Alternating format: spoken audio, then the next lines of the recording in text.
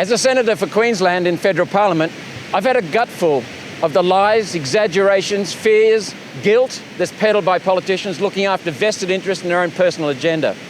All of this instead of science, instead of data.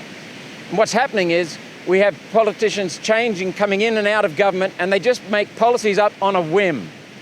And that costs the people billions of dollars, and it is now starting to cost us trillions of dollars. And it destroys our economic productive capacity and our economic future. What we need to do is get back to policies based upon data, solid data. This is an important reason why politicians are not trusted today. We all know that federal and state politicians cannot be trusted, most of them. And it's because they make up false policies not based on the science. So what we want to do, we're calling for an Office of Scientific Integrity to scrutinise the science, to protect scientists from politicisation, and to give all industry players the confidence and the security that the policy is warranted and just. Now, what we've been doing up along the Queensland coast this whole last week is that on Monday we were at the Sunshine Coast, and we heard how the bastardisation of science has stolen people's coastal residents' property rights. We learned how the timber industry has been gutted by false science. We learned how the cattle industry has been gutted in central Queensland. We learned how property rights have been stolen from farmers. We learned how cane farmers have had their businesses curtailed and facing huge costs on science that we exposed as false. We also learned about the impact on the tourism industry. We learned about the impact on regional communities, large regional communities like Mackay and Rockhampton and Townsville. We learned about the decimation pending under Palaszczuk and Frecklington of the coal industry. We learned about the impact on tourism in Cairns. Then we went to the Gold Coast and we learned about the impact, the serious impact of the COVID restrictions, which are not based on data. And we learned about the impact on sea level of false policies based upon false claims of sea level that are affecting the property rights of coastal residents. And we learned about how the false data, or the lack of data, is affecting family law in this whole country and is destroying lives, leading to suicides. There's two issues here that I want to talk about, but I want to get David Jeffress to talk about the first one, and that is the government's refusal to divulge the data around the PFAS contamination at Oakey. So, David? I'd just like to say about PFAS, the world's done it. America blood tested 68,000 people in America. They've done all the research, and Australia is refusing to take that on board. We're wasting money, we're wasting time, we're endangering the cattle industry, and they're just stalling. They're stalling and stalling. The research is there, take it on board, and the money that they're wasting here at universities, give it to the universities and let them look for cures of the cancers that this PFAS and PFOA has already given people. We should be doing that. We should be taking the risk away from people like myself, family, our grandchildren. We should be separating the risk and PFAS. Take them off the places. Take the risk away from the beef industry. Let us take our businesses forward away from these chemicals. And we can't just keep going on doing more research in Australia. The research is already done. Like for like. All we want is to be removed like for like. We don't want any more, any less. We are beef producers. We want to save this industry and stop playing Russian roulette with it. Okay. I want to echo David's comments. I met David and Diane a few years ago at Oakey. They had a wonderful business there, a stud. They moved there at a time when the Department of Defence knew about this PFAS contamination. They didn't say a damn word, and now their property is ruined. And all we're asking for is like-for-like restoration. Like-for-like restoration so that David and Diane and other people affected by PFAS can be moved at no cost and be compensated for that. This is an issue that we're not going to stop on. We are going to persist and persist and persist And you've got us on your back there, at your back. And what we're saying to all the people at Oakey, we know some of you are worried about this coming out, but it's better to be out in the open and dealt with and based upon hard data, solid science, so that people can be treated fairly. I also want to mention that David and his wife lost some of their water rights and not compensated for them. They lost some of their land use rights, not compensated under both Liberal and Labor governments. And then they lost the use of their property altogether, not compensated. I mean, you get one of those blows, it's a hammer blow. You get three, and then you get treated deceitfully and dishonestly. How can the Department of Defence do this? Because these people are supposed to be defended by the Department of Defence. They're being ruined by the Department of Defence. We're calling on like-for-like restoration. Now, David's a cattle farmer, a stud owner, but right across Queensland, we have cattle properties not being able to use them properly and efficiently because the Howard Anderson Liberal National Government of 1996 colluded with the Borbidge government in Queensland and the National Party government, and then the Beattie government, and then now the Palaszczuk government to steal farmers' land use rights. They bought their property, paid good money for it, and now they can't use it as they were designed to use. And so we make it very, very clear that we are calling, and we will continue to call until it's met, for restoration of property rights or compensation for the theft of those property rights. That is absolutely essential. It's in accordance with our constitution. The federal government went around deceitfully. So the restoration or compensation. I also want to comment on the COVID restrictions. Now, we know that some of the restrictions are clear. This is a potentially serious disease, but we're not being managed properly. Businesses are being destroyed with a complete regard for the facts and the data. Premier Palaszczuk, I wrote to her a few weeks ago asking for the data on which her policies are based. She gave us two references. Neither of those references contain the data basis for policy. Premier Palaszczuk is hiding behind the Chief Health Officer. She's abdicated the governance of this state to the Chief Health Officer, and the Health Officer, Jeanette Young, has said she's got one duty, and that is to protect people's health. And that's fair. So who's managing the mental health? Who's managing the economic health of our country? We now know that there are more people who will probably die from suicide than from COVID. That's a situation that is disgraceful. We have to be sensible and base policies on managing COVID on data. I also want to come back to every man, woman and child, every household in this country. I commissioned a report from Dr. Alan Moran. He released it 2 or 3 weeks ago. The hidden cost of climate policies and renewables, or as we call them, unreliables. Dr. Moran's report cannot be sensibly refuted because all he does is gather government data from budget documents from federal agencies, state government agencies, state budgets, and he puts the costs together.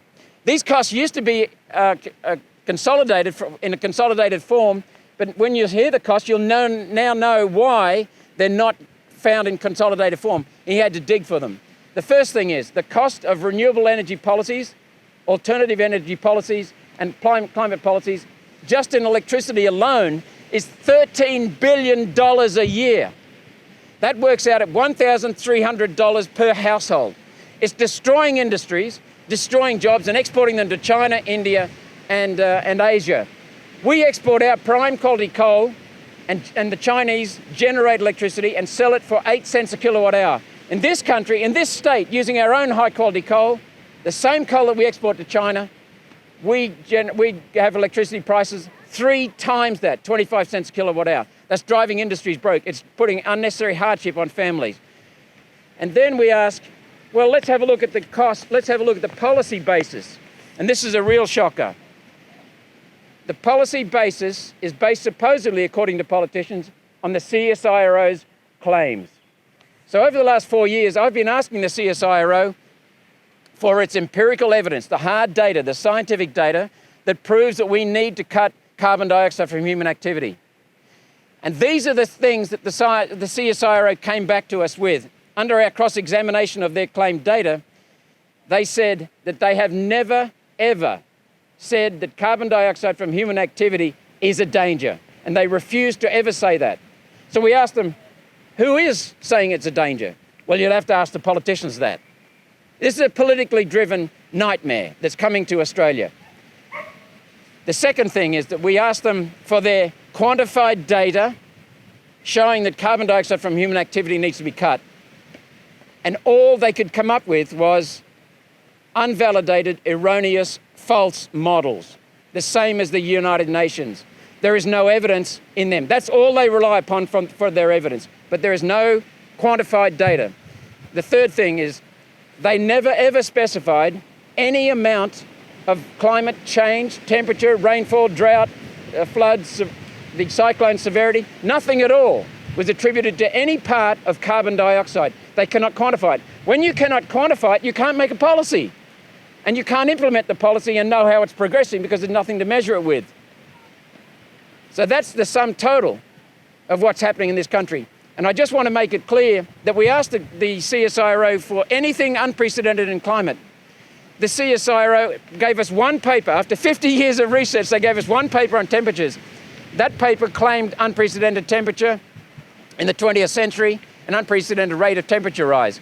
The author of the paper itself admitted that the 20th century temperatures that he presented are not robust and cannot be relied upon. The paper was released as Marcotte and 2013. It was released 2013. Within 2 weeks, it was destroyed. It had no credibility. Yet here's the CSIRO handing over that document for its claims. We showed them that they have got no confidence at all in their paper, and they withdrew their paper and admitted, the CSIRO admitted to me that today's temperatures are not unprecedented, not unprecedented.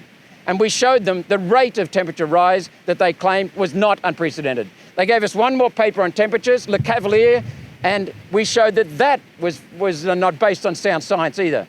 And that had to be withdrawn.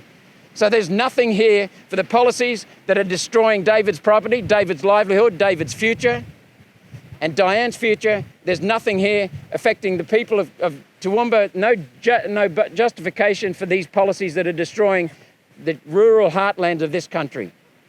I'm happy to take questions. What can you do? Well, first of all, we can institute the Office of Scientific Integrity, Peter. That's very, very important. What we wanted to do there is put an independent body in so that if the government comes up with any policies based upon supposedly on science, that independent body then has to scrutinise the science and see if it's really doing what it's saying. They become what the equivalent of the Environmental Protection Authority in America, the Department of Energy in America is doing.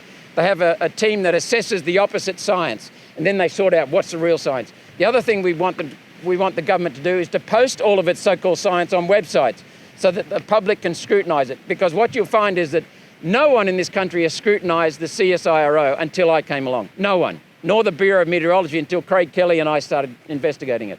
That's what we're doing, putting it under the microscope.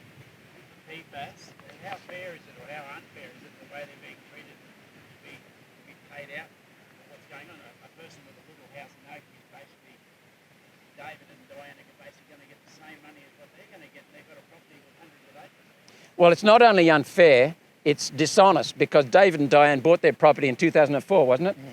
And the Department of Defence knew what was going on then.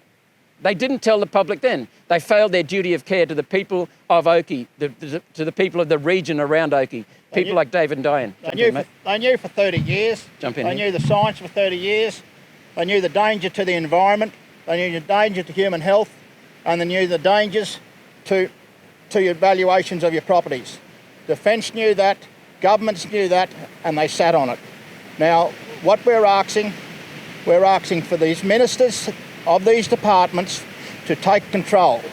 Because as far as we can see, the hot potatoes throwing it from one to the other, the revolving doors, ministers changing, one minister going to one office to the next office, and departments standing over ministers. The government has lost control. We are getting run by departments, and I think it's meant to work the other way, isn't it? Yes, and what I will also say, Peter, is that we've seen letters from cattle breeders associations to David and to the federal government saying that this is a severe threat, because if contaminated beef ends up in our export market and the Europeans pick it up, that'll slam the whole beef industry, and that's what cattle breeders are afraid of. We've got to protect our rural sector, we've got to protect our country's income. But it must be now they've got the Oakey Abattoirs coming out that they're suing the defence for $150 million. What's happened to them? It's so lovely to be dealing with a journalist who's informed. That's exactly what's happening, and hopefully that'll put more pressure on the government, because the government is just concealing this. And it's not just Oakey.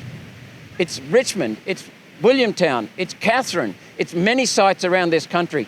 People want a government that's honest. What David has told me, and Diane, is that when Labor is in opposition, when the Liberal Party is in opposition, the National Party is in opposition, they promise that they will chase it for them. The moment they get into government, they do nothing. And so people are floundering under the weight of bureaucrats who are out of touch, and we've got to stop this. In the 6 years we've been fighting this, there's been a revolving door in ministers, there's been a revolving door in prime ministers, there's been a revolving door in department heads.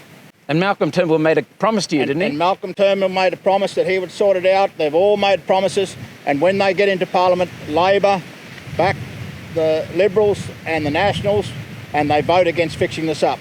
So, you know, there's a lot to hide here. We need to shine a torch. They need to come clean, and they need to fix it. And there's a lot of money moving around, a lot of money going to universities for research.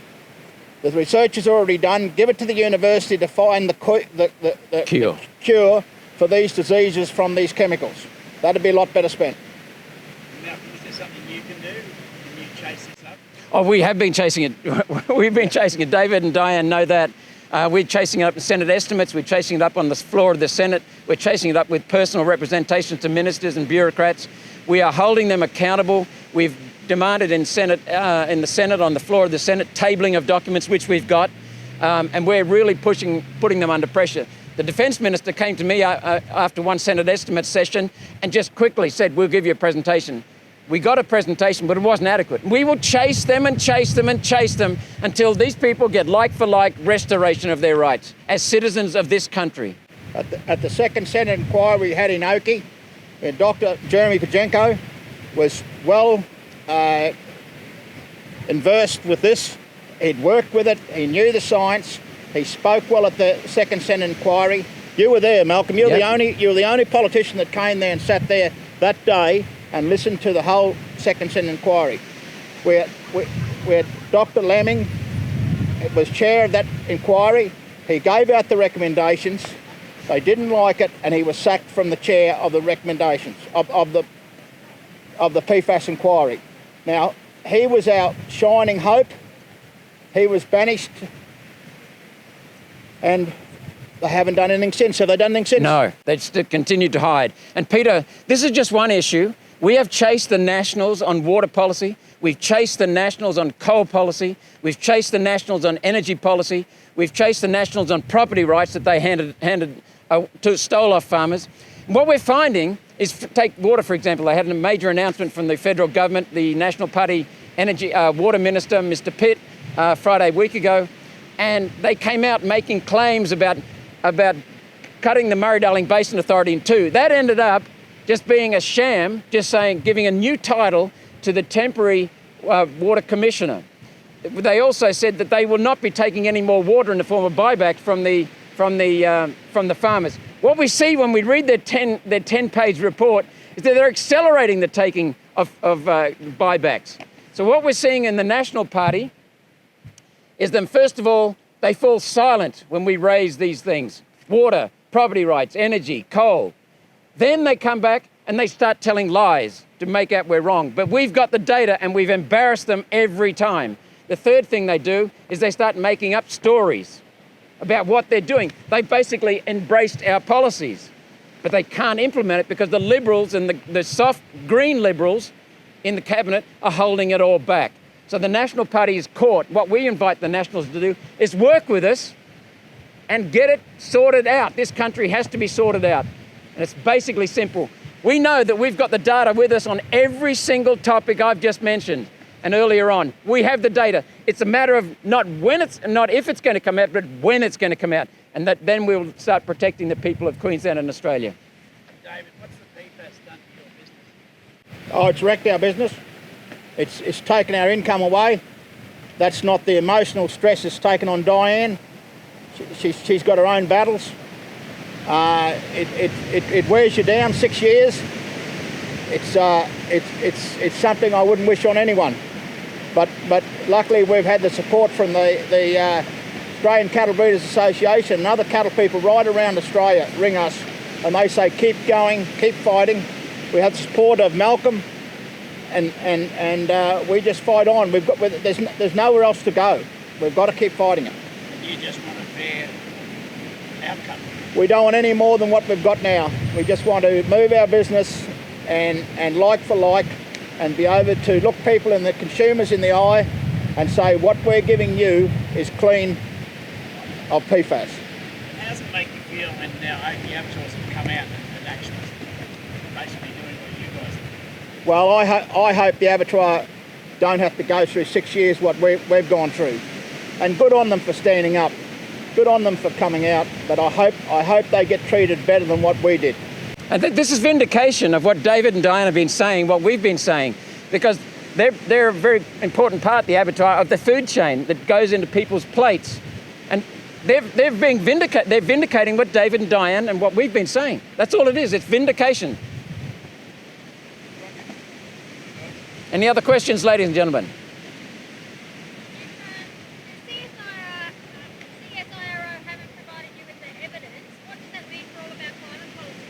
Well, it means they're rubbish. They're not based on any hard data at all. And that's the point. We're paying a lot of money for these climate policies and policies that are affecting agriculture, affecting manufacturing, affecting power generation, and there's no empirical data backing it up. And what's more, we have got 17 scientists from around the world, well-known climate scientists around the world, highly regarded and respected. They agree with this. We've shown them our material that we've got, our observations of what CSIRO's done and CSIRO's claims, and they agree with this. CSIRO has not presented and cannot present the hard data to justify these policies. So the onus is on the government to come up with the evidence. The government has now got the onus to come up with the evidence to justify its climate policies and its energy policies and its industry policies that are gutting this country. The onus is on the government. Come clean, show us your data. Thank you, ladies and gentlemen.